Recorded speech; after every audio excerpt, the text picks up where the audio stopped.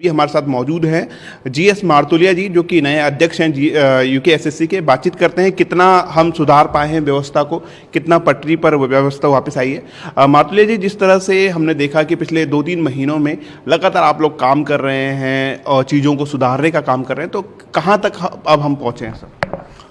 नहीं, बेहतर बनाने की कोशिश हमेशा रहनी चाहिए और बेहतर बनना भी चाहिए, क्योंकि अगर कोई एग्ज़ाम होती है और एग्ज़ाम में नकल हो जाए या कोई दिक्कत हो तो बच्चों के साथ एक बहुत बड़ा हार्डशिप है, बहुत बड़ा कष्टप्रद उनके लिए होता है।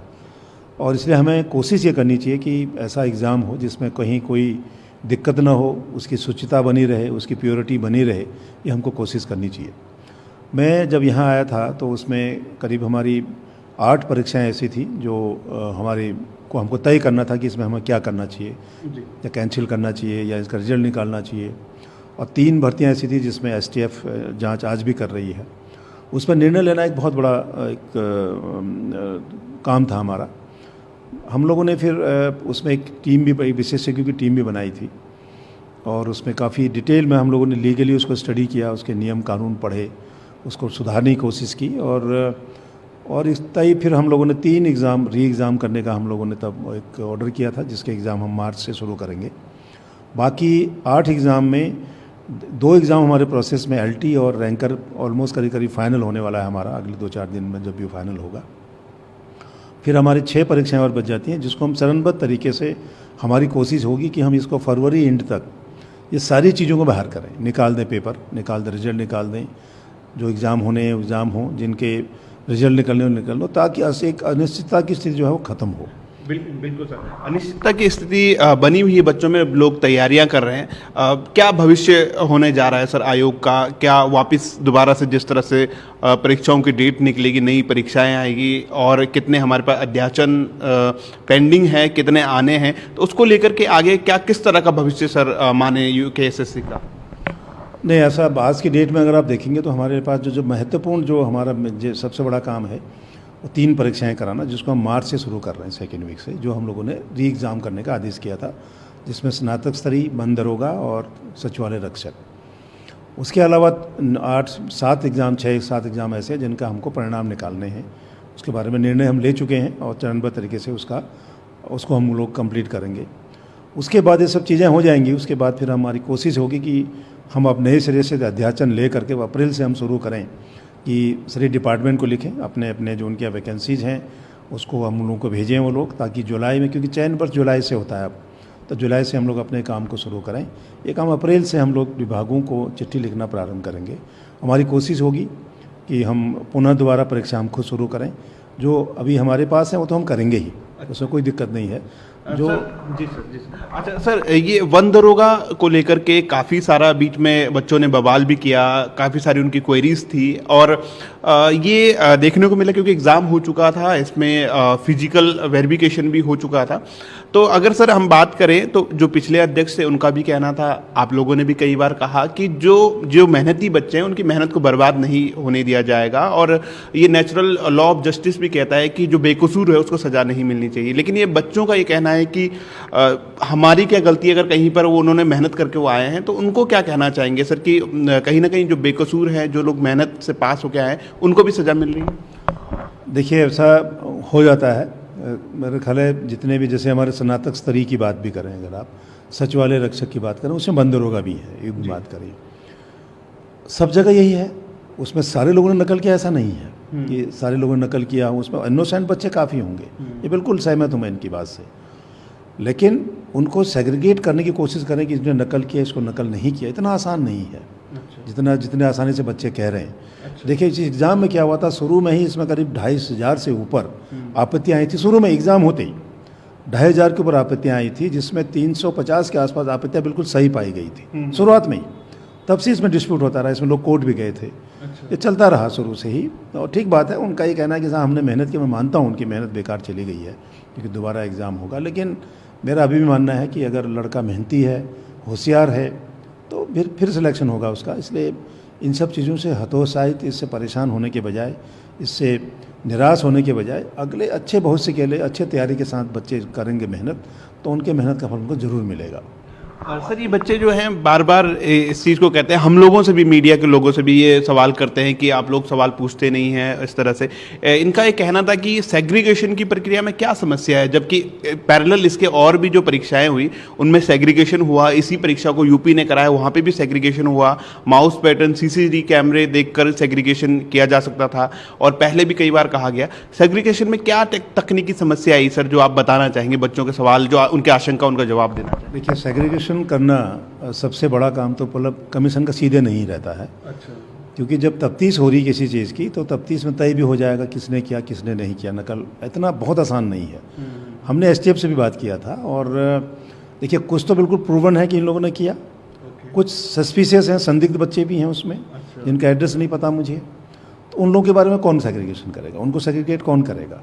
तो अगर 1% भी अगर किसी एग्ज़ाम की पवित्रता भंग हो गई, उसकी शुचिता खराब हो गई, तो मेरे हिसाब से, और हमें नहीं, फिर उसके हिसाब से हमें इवन कानूनी जो पुराने जजमेंट को आप देखेंगे, अगर कहीं पर थोड़ी भी गुंजाइश में अगर किसी एग्ज़ाम के ऊपर क्वेश्चन हो गया, और तो उसमें हमें उसका बेस्ट ऑप्शन ये है कि उसका हम री एग्ज़ाम कराएं।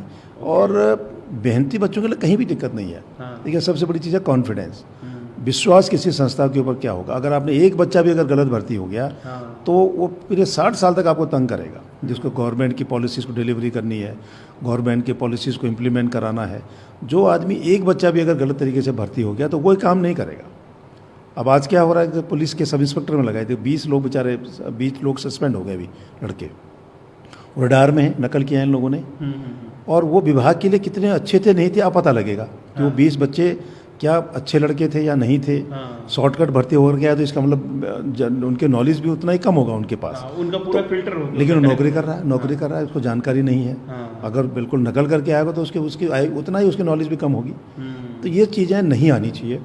अगर किसी जहाँ थोड़ी सी भी शक की गुंजाइश हो गई, तो सेग्रीगेट करना बहुत आसान नहीं है।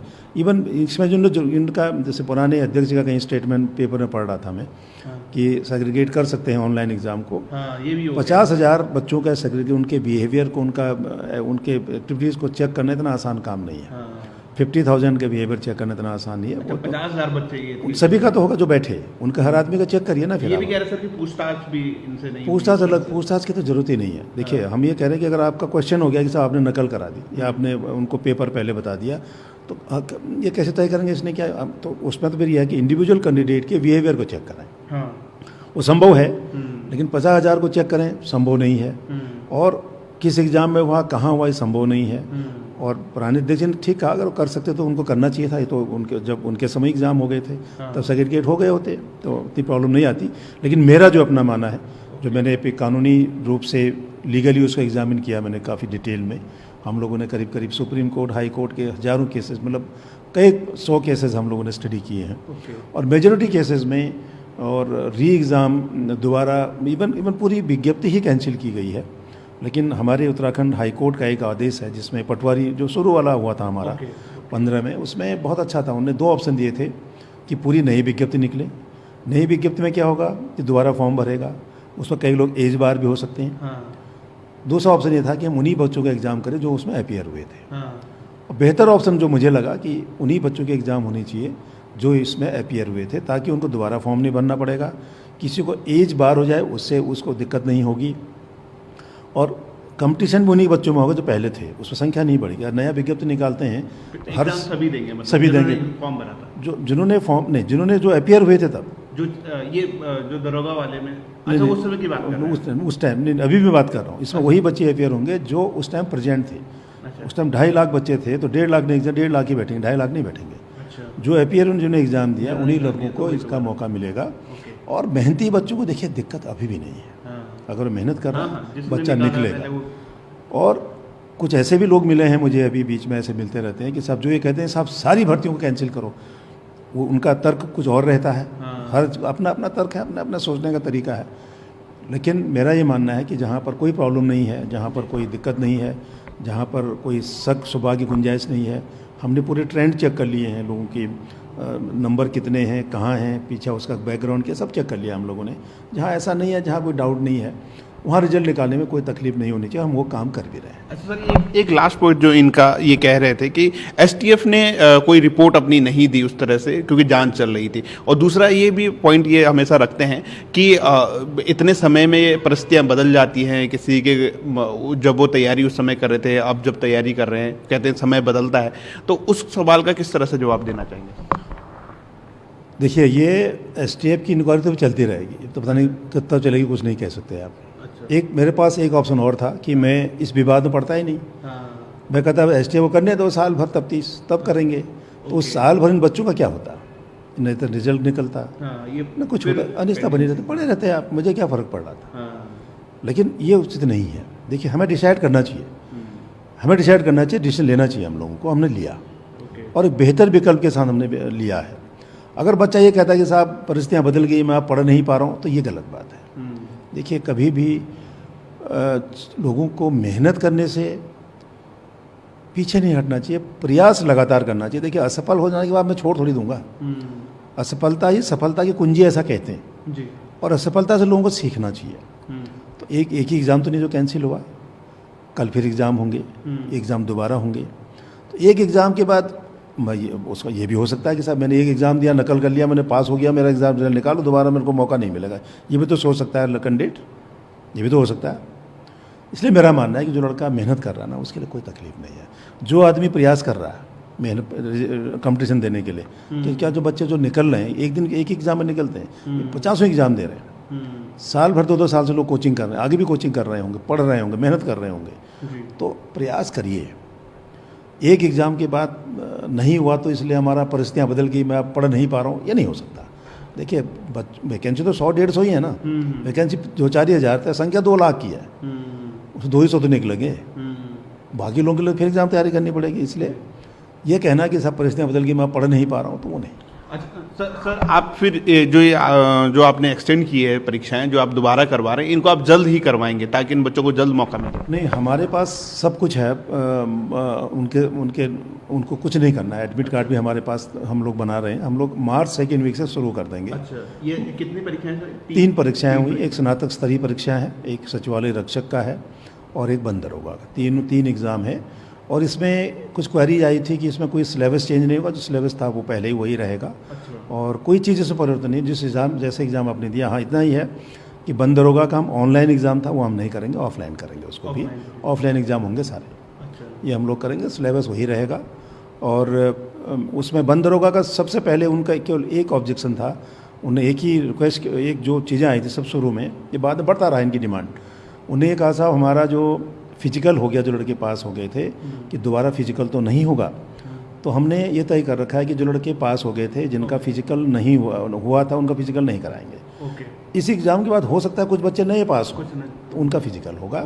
जो एक बार फिजिकल क्लियर किया, दोबारा फिजिकल उनका नहीं करेंगे। ये हम लोगों ने डिसाइड कर लिया था तभी। वही डिमांड थी इनकी शुरू में, फिर बाद में धीरे धीरे बढ़ता रहा। आजकल मुझे लगता है लोग पढ़ रहे होंगे, पढ़ना चाहिए। अच्छा सर, ये आखिरी सवाल आपसे ये है कि जिस तरह से हमने पटवारी परीक्षा यहाँ से यूकेपीएससी को दी है, उसमें भी हमने देखा कि कुछ चीज़ें सामने आई। अब सर, ये जो हमारी तमाम संस्थाएं हैं, कहीं ना कहीं पहले ये था कि यूकेएसएससी और फिर यूकेपीएससी में भी इस तरह की चीज़ें आई। आप क्या देखते हैं सर, एज अ एडमिनिस्ट्रेटिव आप देख रहे हैं आयोग को, किस तरह से ये जो नासूर बन चुका है हमारे समाज में, या फिर हमारे इस तरह की चीज़ें, कैसे सर ये चीज़ें सही हो पाएंगी? क्या इनका स्थायी समाधान किस तरह का है? देखिए, स्थायी समाधान तो वही है कि हम कितनी गोपनीयता से एग्ज़ाम कराएं, और हमारे अंदर जो हमारे पास जो काम कर रहे हैं, हमारे सिस्टम में जो हैं, वो चाहे हमारे कमीशन के लोग हों या हमारे प्रेस के लोग हों, या जो हम कोई आउटसोर्स एजेंसी जो एग्ज़ाम हर मदद करती हैं, वो कितनी ईमानदारी से वो काम करें, कितनी गोपनीयता से वो काम करें, बड़ी चीज़ है। और कमीशन के आदमी की सबसे बड़ी जिम्मेदारी ये है कि वो जो परीक्षा से जुड़े लोग हैं, वो कितने पारदर्शिता से, कितनी ईमानदारी की से काम, सत्यता ही सबसे बड़ी चीज़ है कि वो ईमानदारी से काम करें, और कोशिश वही होनी चाहिए हमारी, ईमानदारी से काम करें। और इसके लिए कोई सिस्टम में बहुत बड़ा चेंज करने की बात नहीं समझते हैं, लेकिन जो वहाँ काम कर रहा है उसको हम कितना मोटिवेट कर सकते हैं, वो कितना रिलायबल हमारे लिए हो सकता है, वो बहुत महत्वपूर्ण है। आदमी की पहचान करनी है, मशीन की नहीं। आदमी जो काम कर रहा है उसकी किस मनोदशा में काम कर रहा है, उसका क्या बिहेवियर है, या वो क्या कर रहा है, उसकी चीज़ों को वॉच करते रहेंगे तो काम ठीक होंगे। और मैं ये मानता हूँ कि हर आदमी ईमानदारी से काम कर सकता है। उसके वो खुद को तय करना होगा, जो सिस्टम में लगे हैं, कि मैं बेईमानी नहीं करूँगा, और उसके लिए आदमी ही तय करेगा।